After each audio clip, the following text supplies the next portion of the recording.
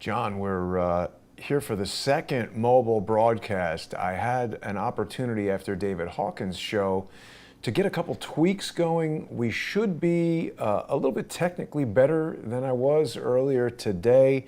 Welcome to the road trip studio, John. How are you today? Well, thank you, Jason. How are you doing? I like this road trip mobile studio setup. I'm impressed.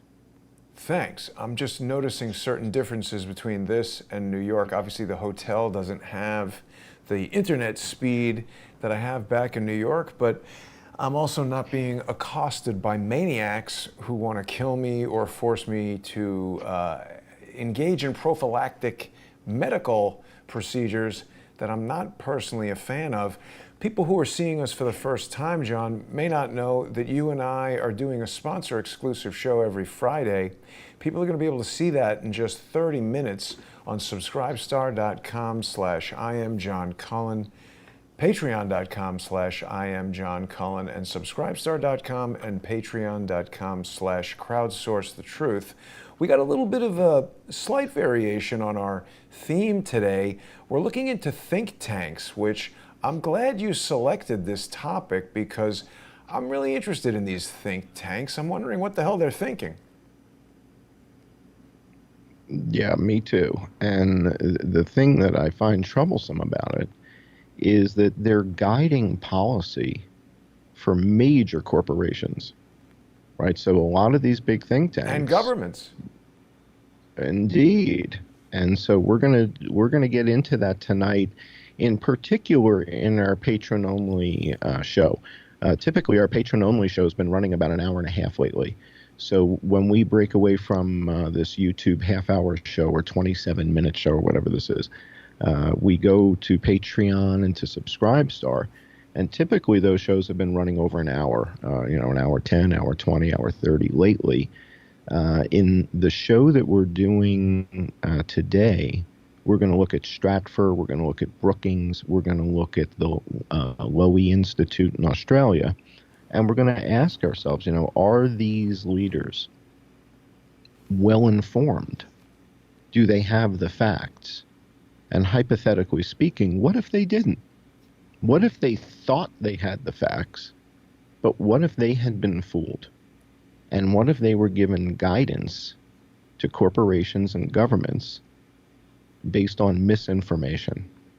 What would the ramifications of that be? And that's what you and I are going to explore together, because I've got a bone to pick with one particular character. You've got some stories to relay about a number of these guys. Yeah. And I haven't heard your stories at all. I've heard you mention the characters. I've heard you mention the character names. Like I've heard you mention them by name. I don't know the backstory at all, and I wanted to mention to the audience, you did a show a week ago. You were walking in a snowstorm in New York. I don't know if you can pull that up on YouTube.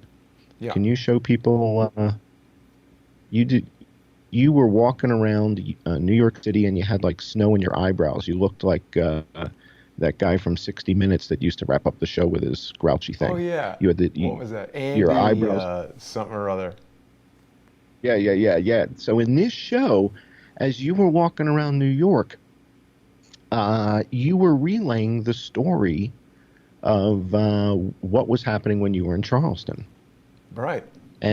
And I'm listening. I was watching the show. I don't remember if I was watching it live or, a couple hours delayed or whatever. But I was watching it and listening, and I'm listening to you relay the story. And I'm like, what? I've heard you mention these characters again, these names of these guys in the lawsuits. I didn't know any of that backstory. That was before Vegas. That's true.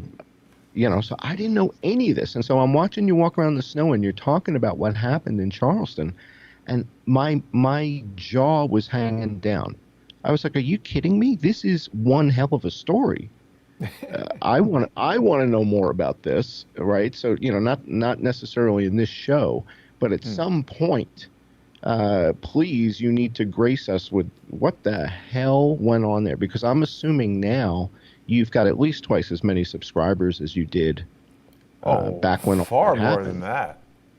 All right, so I'm assuming if I didn't know any of this backstory, A lot of people don't. Yeah. yeah. So I think we need to do a show where you've got to help all of us know what is this backstory. I mean, these lawsuits, and I mean, I was blown away when you were telling the story walking in the snow. So for those of you who haven't seen that walk and talk of Jason's in the snowstorm in New York City, that's absolutely worth watching this weekend if you haven't seen it yet.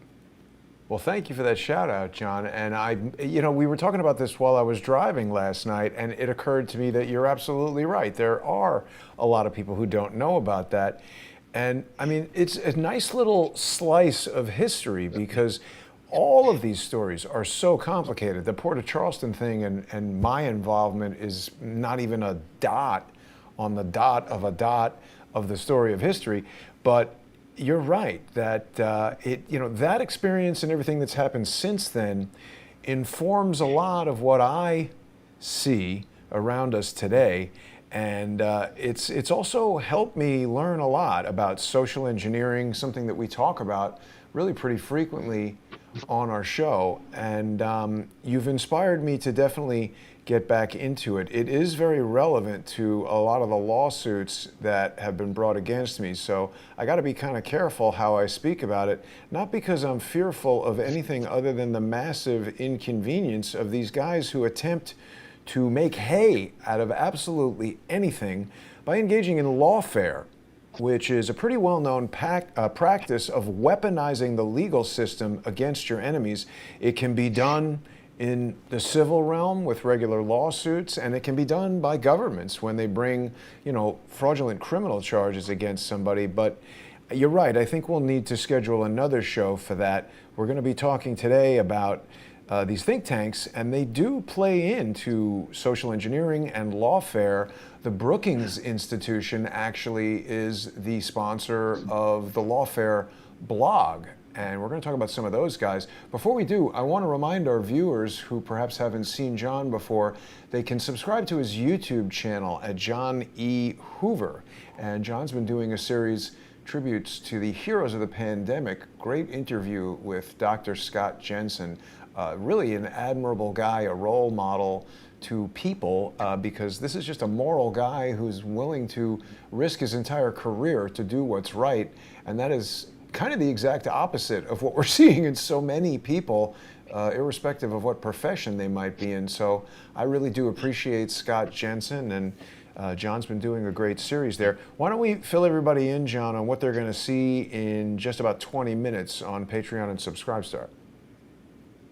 Yeah, and for those of you who aren't aware of Dr. Jensen's work and what he brought forward, he's the doctor that came forward that said, isn't this a little bit awkward that the hospitals are getting reimbursed for COVID patients? And when he brought that story forward, Dr. Fauci said, well, that's kind of a conspiracy theory. And Dr. Jensen said, well, it's not, it's just, these are the reimbursement facts, right? And the facts were that if a hospital admitted a COVID patient, the federal government would reimburse that hospital $13,000. And if that patient was intubated, it would go from 13 to 39, not additive. 39,000 is 3 times 13. Wow. So the hospital would either get, So the hospital would either get 13,000 or 39,000 based on whether or not the admission was intubated. And then if the hospital admitted 100 or more patients by a certain date, I think it was in June, but I could be wrong, there was a $77,000 per patient additional reimbursement. It's crazy. So John, you spent a lot of time in sales. This sounds like a spiff. And that was, without saying it, the read between the lines message was there's opportunity here. And Dr. Redfield kind of confirmed it. I think, I forget if it was in front of the Senate or the Congress, but Dr. Redfield testified and said, yeah, we kind of saw this during HIV as well. Wow. Doctors were or not doctors, hospital administrators were gaming the system. It wasn't doctors. It's the administrators that are on the P&L. They've got a profit and loss statement. Right. And if the government is going to reimburse them 77,000 They want that and they money. have to get to 100 patients.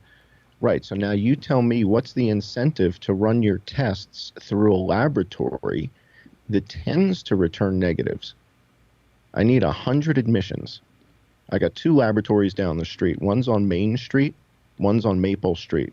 One of those labs, 60% of the tests are coming back positive.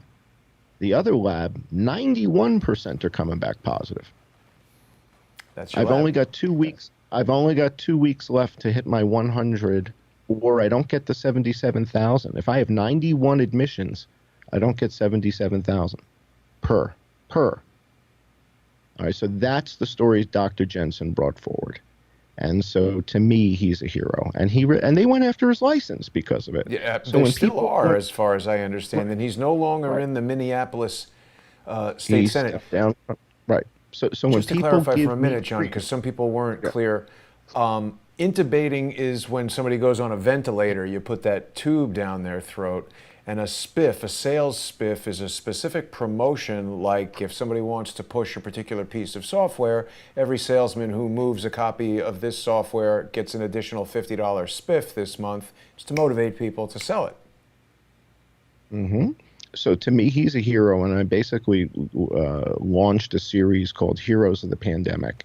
He risked his career, and one of the things I was going to say is people give me grief about the hat and the sunglasses, but it's because of the ad hominem attacks. They go after the person. You've been experiencing it via Lawfare. He experiences it via his license. He had to step down from his Senate position. So Well, they that's go lawfare. after the person. They're They going go after. I after the mean, person. somebody They go somebody after drives up people. to your house and shoots the place up and kills you. That's just straight warfare. But using the governmental systems, revoking somebody's medical license. I mean, that's a legal process to take away. He's legally licensed to be a doctor. They take that away. Right. The guy can't work. He's at an Indeed. age where getting retrained to be something that's not a doctor is pretty difficult to do.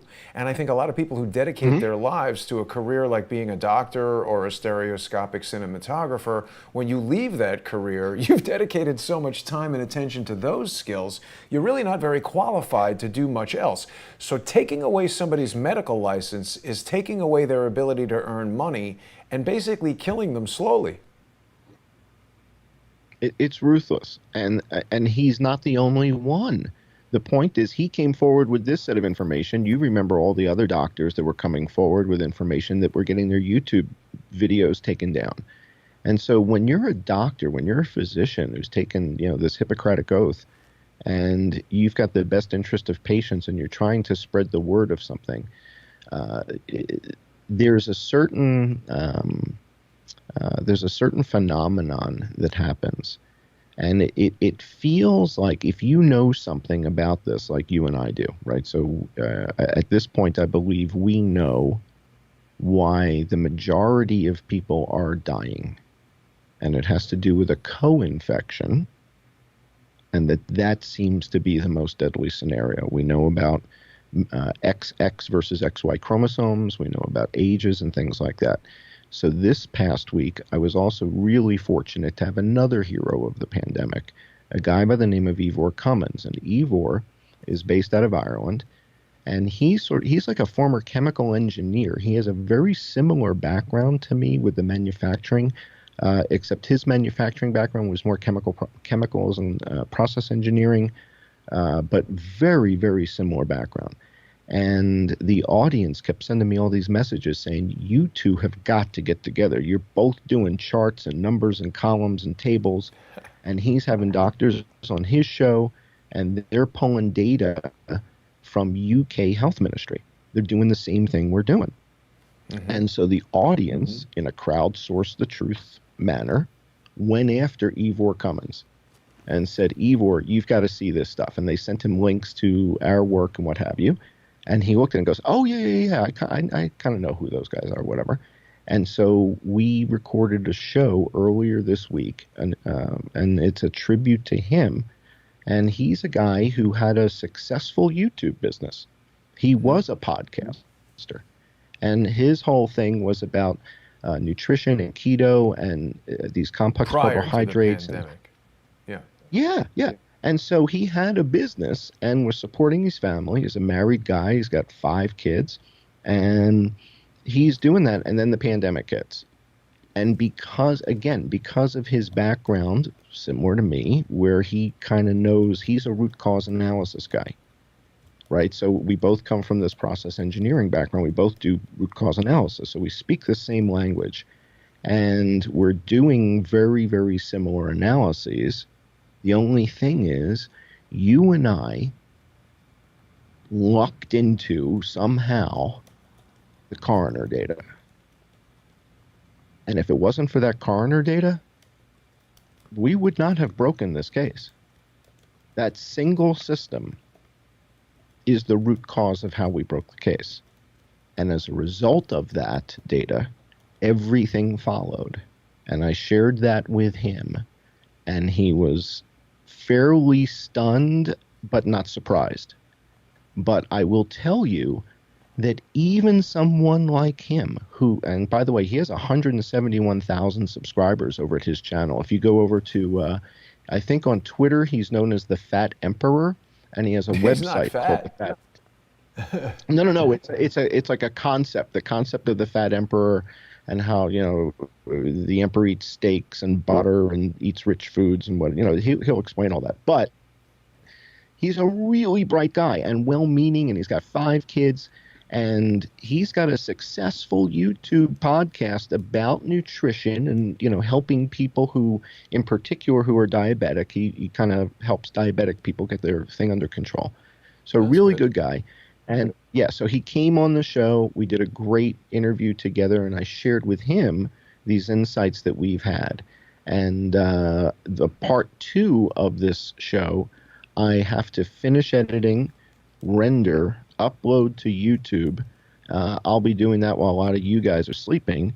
But what I'll probably do is make it available to all of our Patreon and Subscribestar patrons at the I Am John Cohen Patreon and I Am John Cohen Subscribestar.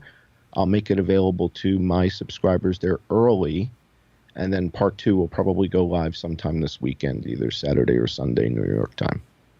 Great.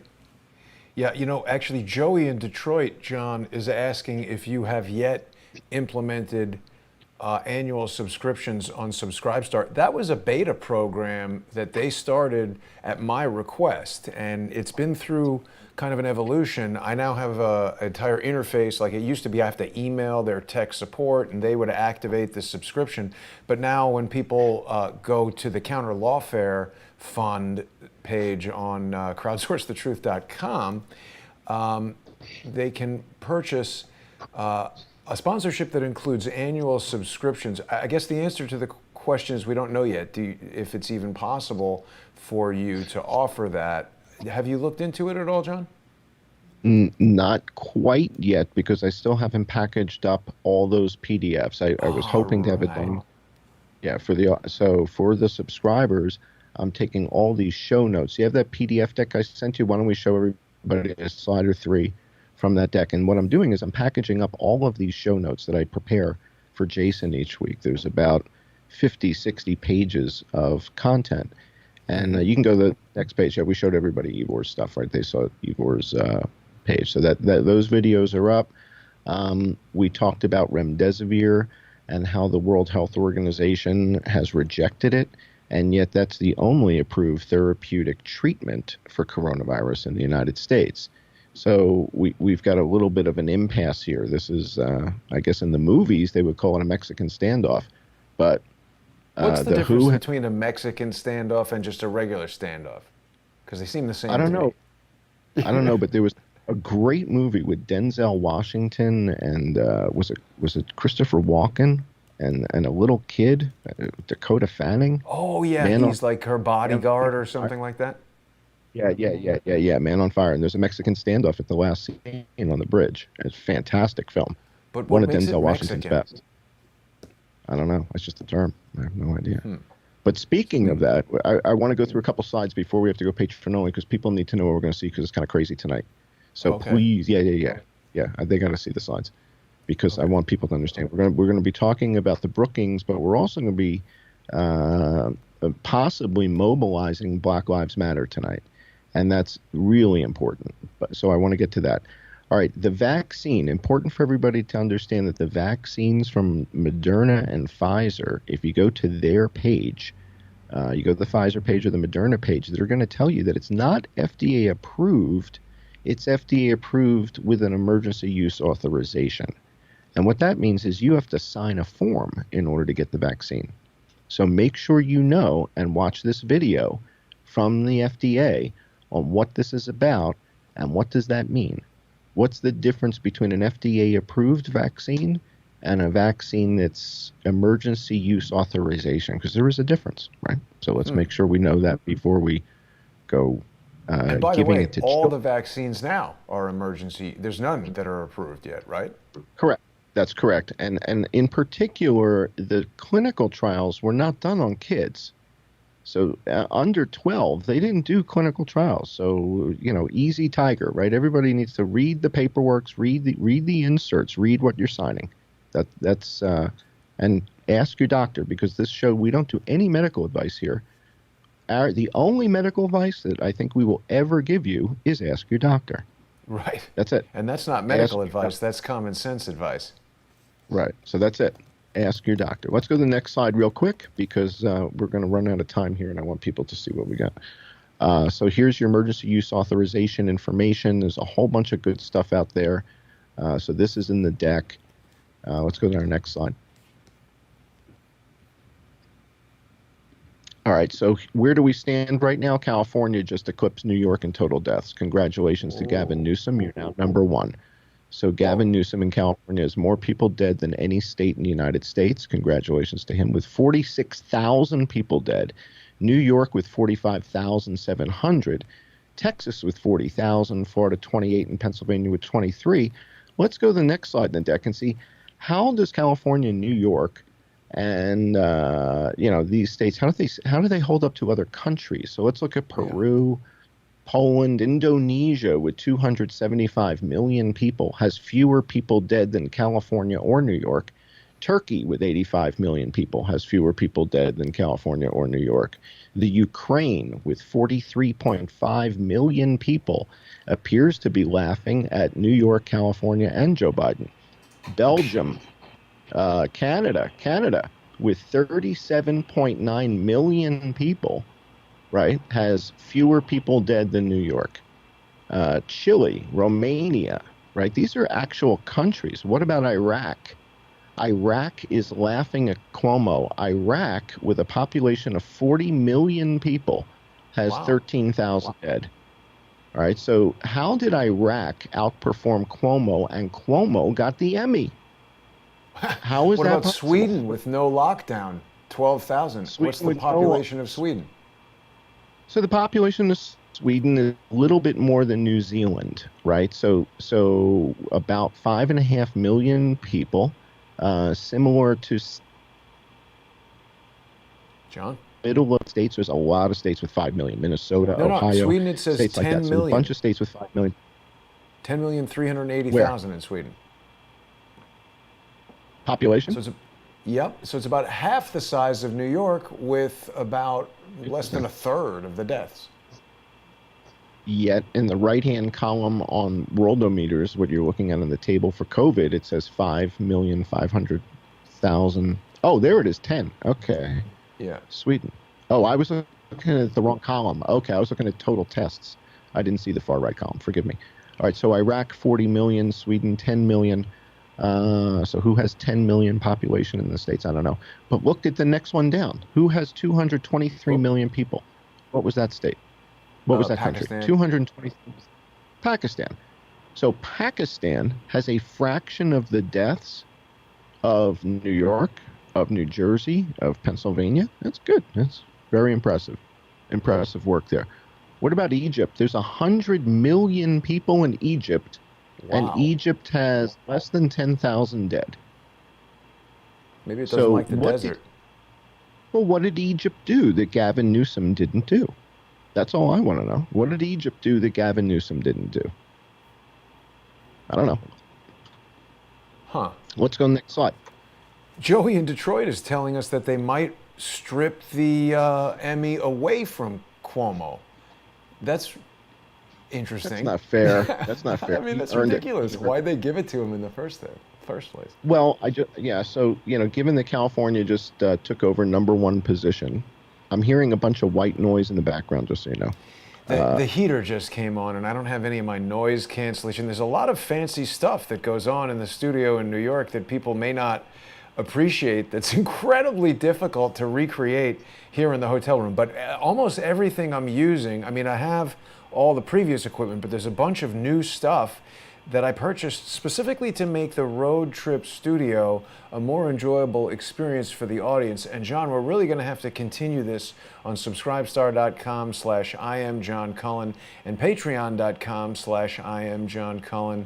And of course, subscribestar.com and patreon.com/crowdsourcethetruth, because we've got to cut right now because it needs some time it's slower here at the hotel than in New York because of the internet. But thanks for watching, everybody. We'll be back in just 4 minutes to finish up looking at this slide deck and get in depth on these think tanks and what the hell they're thinking. It doesn't make any sense to me. See everybody.